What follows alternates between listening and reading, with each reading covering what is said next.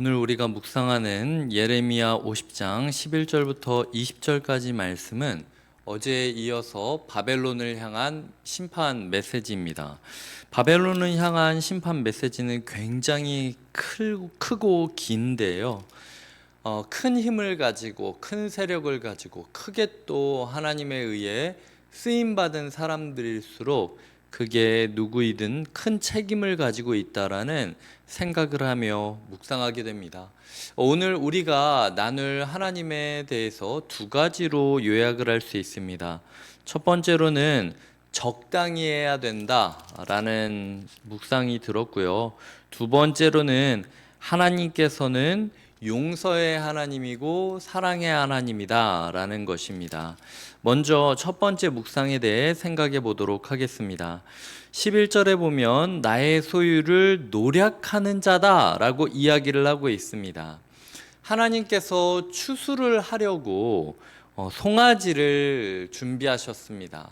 이 송아지가 당시 농사법에 따르면 묵묵히 걸어가면서 그거를 밟으면서 수확을 하기도 하고, 아니면 뭘 이렇게 짊어지게 하고 밟으면 이제 걸어가면 뒤에서 이제 키 같은 게 따라가면서 수확이 되는 경우라고 생각할 수 있습니다. 그런데 하나님께서 경작하라고 수확하라고 놓은 이 송아지가 노력하는 존재로 바뀌게 된다라는 겁니다. 내가 너를 가지고 농사 지으려고 한 거지, 너 혼자 다 먹고 다 잘 살라고 내가 이 일을 맡긴 줄 아느냐. 하나님께서 난 널 노략자로 세운 게 아니라 경작자로 세웠는데 너는 나의 의도는 헤아리지 않고 이 노력하는 존재가 되었구나 라고 이야기를 하는 겁니다. 신명기 25장에 보면 4절에 이런 이야기가 있습니다. 곡식 떠는 소에게 망을 씌우지 말지니라 라고 이야기하고 있습니다. 하나님께서 모세오경을 통하여 율법을 주셨을 때 짐승 하나의 마음조차도 헤아리면서 살아가야 된다. 곡식 떠는 소가 자기를 통하여 이 켜지는 곡식들을 보면서 얼마나 배가 고프겠냐. 근데 그거 입에다가 망 씌우고 먹지도 못하게 하면은 얼마나 힘들어 하겠냐. 그 조금은 먹게 좀 해줘라 라고 이야기하는 게 25장 4절이라는 거예요. 속까지 배려하시는 하나님의 모습을 그리고 있는데, 그런데 오늘 말씀은 그 입에 망을 빼놓고 그 조금은 좀 먹어라, 니네 먹을 거 먹으면서 나의 일을 해라 라고 이야기한 하나님의 마음을 헤아리지 않고, 이 곡식 떠는 송아지가 곡식을 다 먹어 치워버리는 그 탐욕의 현장을 하나님께서 비난하고 계시는 겁니다. 그래서 14절에 보면 화살을 아끼지 말고 쏘라 라고 이야기를 하고 있는 거죠. 하나님조차도 나도 아끼지 않겠다. 너도 내가 이 백성을 왜 너한테 맡겼는지 헤아리지도 않고 탐욕스럽게 먹어치우고 유린하면서 너의 욕망을 채우고 있으니 나 또한 너에게 아끼지 않는 심판을 베풀겠다. 화살 아끼지 마라. 저런 놈 다 쏘아버려라 라고 이야기하는 하나님의 모습을 보여주고 있다라는 것입니다. 그러니까 다시 이야기 드리자면 적당히 해야 됩니다. 뭐든 적당히. 이 하나님께서 심판하지 않고 지켜보고 계실 때 내 탐욕의 제어선, 내 탐욕의 브레이크를 밟아야 된다라는 거예요. 하나님께서 말씀하지 않고 멈추지 않았다고 해서 그게 꼭 옳은 것은 아닙니다. 옳지 않은데 이놈 어떻게 하나 좀 보자, 지켜보고 있는 거일 수도 있다라는 거죠. 인격적인 하나님께서 곡식을 떠는 소에게 망을 씌우지 않으셨는데 그 하나님을 헤아리는 것이 아니라 아싸, 내가 망 안 씌워 있으니까 다 먹을 수 있다 라고 생각을 하면서 개걸스럽게 약탈자로 변하는, 노략자로 변하던 바벨론의 모습처럼 우리가 우리의 탐욕을 어떻게 사용하고 있는지, 이 입에 망을 씌우고 하나님께서 우리에게 자유를 주시고 시간을 주시고 여력을 주시고 여러 가지 기회를 주시는데 그걸 나의 욕망을 위해서만 사용하는 노략자로 살아가고 있는 것 아닌지 우리가 돌아보아야 된다라는 거죠. 그런 우리에게 하나님께서 말씀하시는 겁니다. 적당히 좀 하라고. 내가 인격적으로 지금 너한테 기회 주고 있는 건데 너 그러라고 준 거 아니다. 나중에 심판이 화살악 끼지 않듯 떨어질 수 있으니 조심해라 라고 이야기하는 겁니다.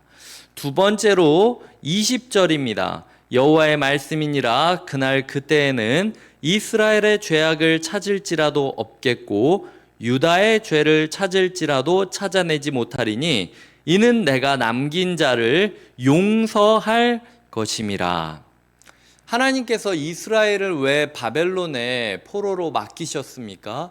하나님께서 왜 이런 시련을 통하여 이들을 고민하게 만드시는 것입니까? 포기가 아니라 훈련이라는 거예요. 포기가 아니라 재련이라는 것입니다. 이 모든 과정이 끝나면 우리가 죄가 없는 상태에서 하나님의 용서를 받은 상태에서 돌아오게 될 것을 약속하고 있다라는 것이죠. 그렇기 때문에 어떻게든 괴로워하고 연약하고 힘들어하고 무력한 우리의 마음이 있다면 하나님께서 우리를 이런 상황을 통하여 죄를 없애주시고 돌아오게 해주실 것이며 용서하게 해주실 것이다라는 소망을 가져야 한다라는 거죠. 가장 강한 자는 적당히 하라는 메시지를 주시고 가장 약했던 자들에게는 반드시 내가 너를 돌아오게 할 것이고 이 고난의 의미를 너희가 깨닫게 할 것이라고 약속해 주시고 하나님의 사랑과 용서를 외치고 계시는 분, 이것이 우리가 믿는 하나님의 말씀이라는 것입니다. 말씀을 맺겠습니다. 하나님께서 오늘 우리에게 말씀하고 계십니다. 너는 내가 명한 것들을 적당히 나의 뜻을 헤아리며 하고 있었느냐? 아니면은 너의 욕망의 브레이크가 고장난 채로 달려가고 있는가? 다음으로는 하나님께서 우리에게 물으십니다. 너는 너를 돌아오게 하려고 너를 훈련시키고 너를 회복시키려는 나의 마음을 이해하고 있느냐? 그리하여 이 모든 일 끝에 하나님의 용서만 남을 것, 하나님의 사랑만 남을 것을 기대하며 기다리며 기도하고 있는가? 가장 약하다 할지라도 나는 여전히 하나님의 양떼임을 기억하며 하나님을 붙잡고 기도하는 것이 필요하다라는 것. 그렇게 하나님의 용서를 구하며 살아가는 삶을 살기 원하신다라는 거죠. 우리의 삶이 강한 자도 약한 자도 오늘 말씀 앞에 엎드려지고 우리의 이웃들의 삶이 강하다 할지라도 약하다 할지라도 하나님 앞에 엎드려져서 이 세상이 조금 더 하나님이 원하시는 공의와 사랑이 균형을 이루는 세상이 되기를 꿈꿔 주시기를 기도를 부탁드립니다. 기도하시겠습니다. 하나님 감사합니다. 우리에게 역사하여 주시고 하나님 아버지의 뜻이 이 땅 가운데 이루어지게 하여 주시옵소서. 강하다 하더라도 욕망의 브레이크를 밟는 법을 배우게 하여 주시고 약하다 할지라도 절망을 이기는 소망의 동아줄을 붙잡고 하나님의 용서를 구하게 하여 주시옵소서. 감사하고 예수님의 이름으로 기도드립니다. 아멘.